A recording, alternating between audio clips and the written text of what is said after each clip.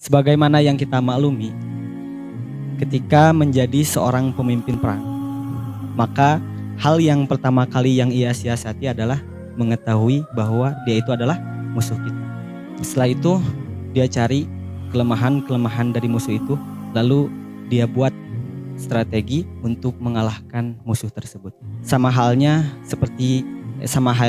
bagi kita, teman-teman. Bagi kita sebagai manusia, kita manusia mempunyai musuh yang abadi, mempunyai musuh yang kedengkiannya itu tak terbandingi gitu. Bukan saudara kita, teman-teman, bukan orang tua kita, bukan juga sahabat kita, teman-teman. Ini tidak lain adalah setan. Setan ini, teman-teman, tidak henti-hentinya gitu menggoda kita sampai apa coba, teman-teman? Sampai dia itu menganggap kita itu teman, tapi teman di neraka gitu.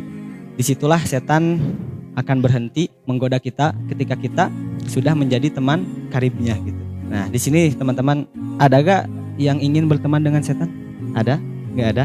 Jadi temannya pengen temenan sama siapa? Malaikat. Insyaallah. Nah, malaikat ya. Teman-teman yang dirahmati Allah SWT, tentunya kita semua pasti memilih ingin menjadi baik kita, tidak mengikuti hal yang buruk gitu. Pada intinya ke sana gitu, teman. Karena gini, teman-teman, jika saja gitu setan dalam menggoda manusia giat gitu, tidak ada henti-hentinya dari dulu gitu sampai sekarang nyakit we gitu, ngagoda gitu, maka kita gitu, teman-teman, sebagai manusia, kalau sudah mengetahui hal tersebut, kita juga jangan kalah gitu, teman. Jangan kalah untuk menolak apa yang ditawarkannya. Meskipun gini ya, teman-teman, kan gak nampak ya gitu, setan itu kan gak nampak, jadi kita gak tahu gitu setan ngomong apa. Tapi emang sih si pembicaraannya itu tidak sampai ke kita gitu, tapi efeknya gitu kena gitu.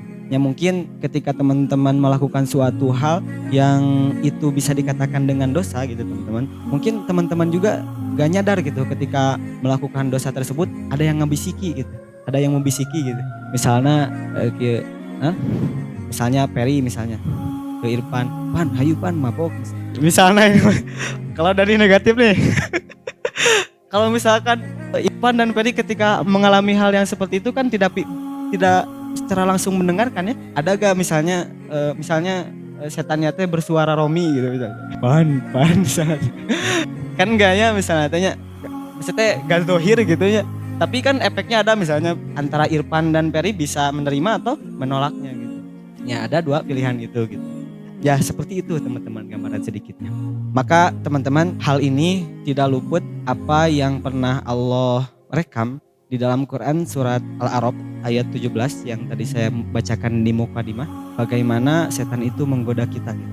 Bagaimana cara setan itu menggoda kita. Summala'atiyannahum min baini aidihim wa min khalfihim wa an aymanihim wa an syama'ilihim wa la tajidu aktsaruhum syakirin gitu. Kemudian aku akan menggoda manusia di arah depan, di arah belakang, dari kanan, dari kiri, sehingga kamu tidak akan menemukan kebanyakan orang yang bersyukur dan taat kepada Allah Subhanahu wa taala. Dari ayat ini, teman-teman, sudah jelas gitu, teman-teman. Ini adalah ikrar, sumpah sejati seorang pendengki yang tak terbandingi, yang tidak lain adalah setan ini, teman-teman. Allah rekam di dalam Quran surat Al-A'raf ayat 17 gitu. Atau lebih jelasnya gitu, teman-teman, bahwa setan ini adalah musuh kita, itu teman-teman bisa cari di Quran surat Fussilat ayat 6. Di situ dikatakan oleh Allah sendiri bahwa setan itu adalah musuhnya manusia gitu. Sudah jelas gitu.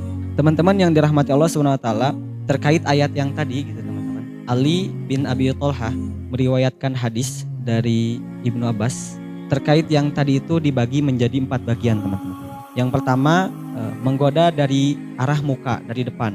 Maksudnya, teman-teman, kita itu diburamkan dengan tujuan gitu. Pokoknya tujuan kita akhirat itu seolah-olah kayak ada hijab gitu.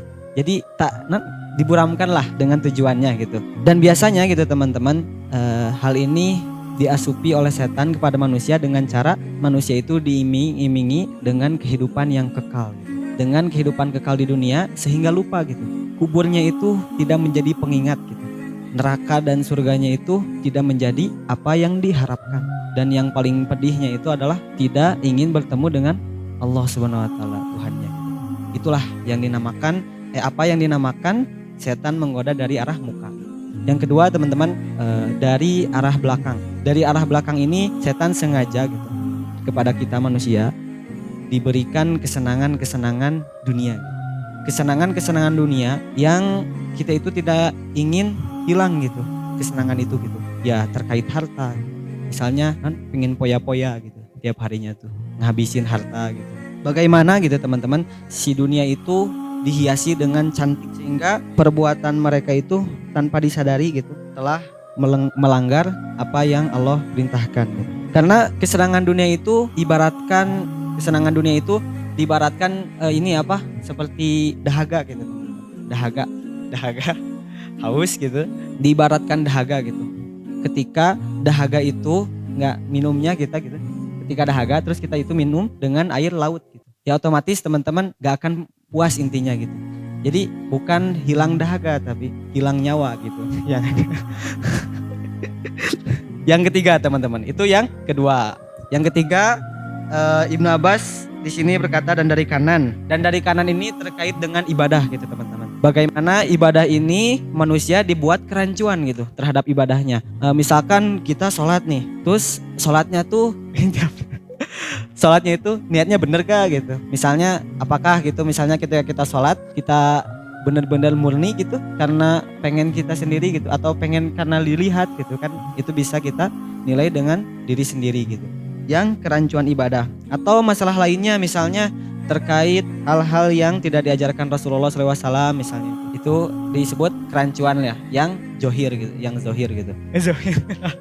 Yang zohir ya, yang zohir lah, yang terlihat gitu. Kalau misalkan yang batin yang seperti apa gitu. Nah, kalau yang batin gitu teman-teman, itu seperti niat tadi.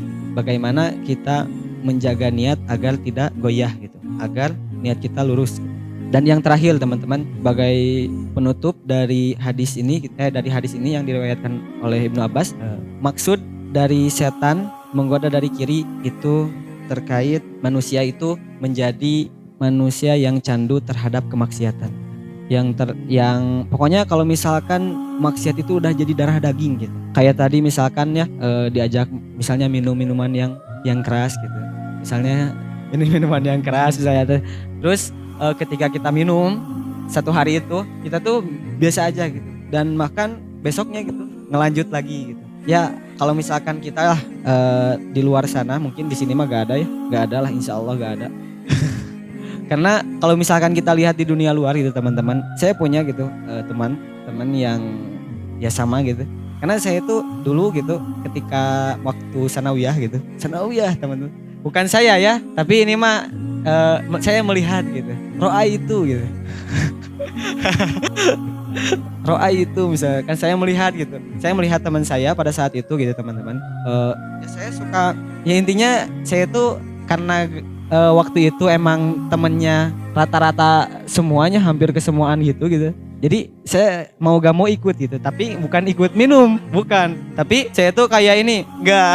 Karena waktu MTS jadi masih gimana ya, masih polos mungkin ya, bisa dibilang gitu. Ya saya ikut gitu teman-teman. Ya saya ikut dari mulai rundown acaranya gitu teman-teman. Dari mulai patungannya, belinya kasaha, terus minumna kumaha, terus akhirnya teler gitu.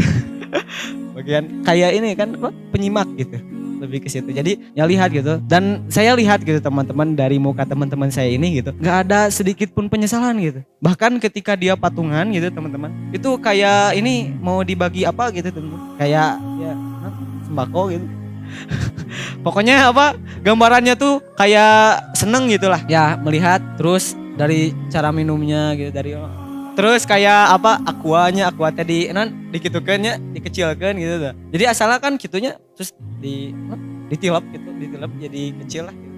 Nggak tahu gitu apa manfaatnya gimana gitu, cuman kata mereka lebih enak kayak gitu ya, melihat dan ketika dilihat tidak ada penyesalan sedikit pun teman-teman. Miris gitu teman. Ya misalkan gitu teman-teman, hal itu emang hal yang sangat inilah, kalau misalkan kita mah kecintaannya itu untuk sebagian orang gitu. Karena kita bisa inilah kalau kayak gitu mah harusnya misalnya maksiatnya teh gitu. Maksudnya teh tidak semuanya orang bakal melakukan gitu. Karena dilihat di sisi lain gitu teman-teman, ada manfaatnya dan ada juga efek buruknya gitu teman-teman. Nah, mungkin orang yang sebagian orang itu yang ya manusia gitu yang di luar agama Islam mungkin ada yang tidak karena bisa berefek buruk gitu. Ya salah satunya itulah mereka. Itu untuk yang hard gitu teman-teman. Tapi ini ada yang ya terkait kecintaan kemaksiat ini gitu, bermaksiat. Ini ada yang lebih soft gitu teman-teman dalam menggodanya setan itu. Ya kalau di sini mah insya Allah gak ada ya. Terkait apa coba teman-teman? Yang soft gitu. Enggak, bukan. Itu sama. Ya maksudnya kalau misalkan maboknya misalnya minum minuman keras itu kita tuh jadi mikirnya ini mah wah moal dosa gitu nu kieu mah gitu. Jadi pastilah sebagian orang lihat minuman keras itu pasti moal nu kieu mah gitu. Tapi yang menjangkit orangnya tuh gak terlalu banyak gitu teman-teman intinya. Tapi ada yang lebih soft gitu teman-teman. Bukan pacaran gitu teman-teman. Ini terkadang tidak ini ya teman-teman, maksudnya gimana ya kalau pacaran mah ya.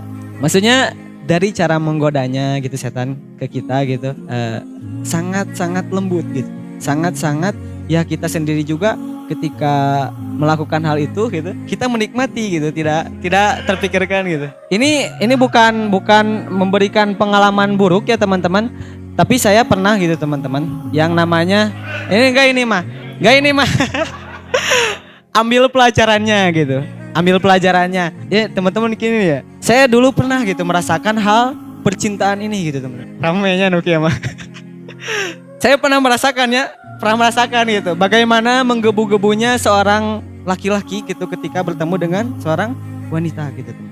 Nih teman-teman nih, ketika sayanya teman-teman di suatu hari ingin bertemu dengan seseorang dengan menentukan tempat yang kita sukai gitu teman-teman. Ya kita intinya ketemuan gitu. Terus kita jalan bareng-bareng, terus makan bareng di kafe nongki-nongki gitu teman-teman. Saya belum pernah gitu teman-teman. Ketika saya melakukan hal seperti itu, ini enggak ingat surat Al-Isra gitu. Al-Isra ayat 32 gitu. Gak pernah ya misalnya kan makan-makan gitu.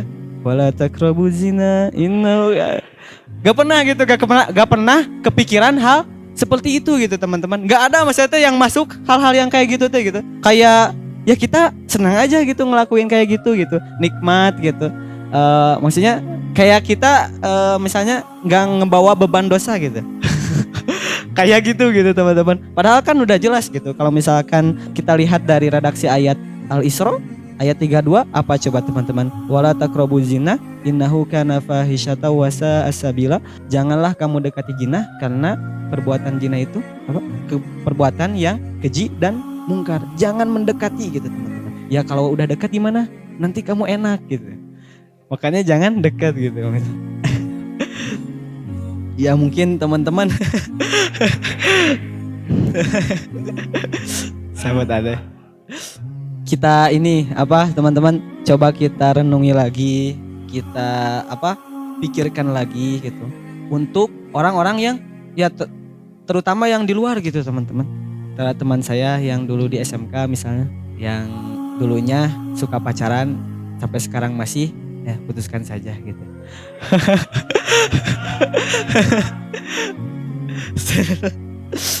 Ya bismillah gitu. Jadi insya Allah lah sok teman-teman bisa teman saya gitu bisa bisa diputuskan misalkan yang sedang pacaran gitu. Nah teman-teman itu mungkin dari dari 4 bagian yang diterangkan oleh Ibnu Abbas gitu melalui Ali bin Abi Tholha. Kenapa tadi coba teman-teman apa yang belum disebutkan tadi coba? Kan arah depan, belakang, kanan, kiri apa yang disebutkan coba? Yang belum. Kenapa? Ada yang tahu? Ya, benar gitu. Kenapa atas tidak disebutkan? Karena atas itu turunnya rahmat Allah.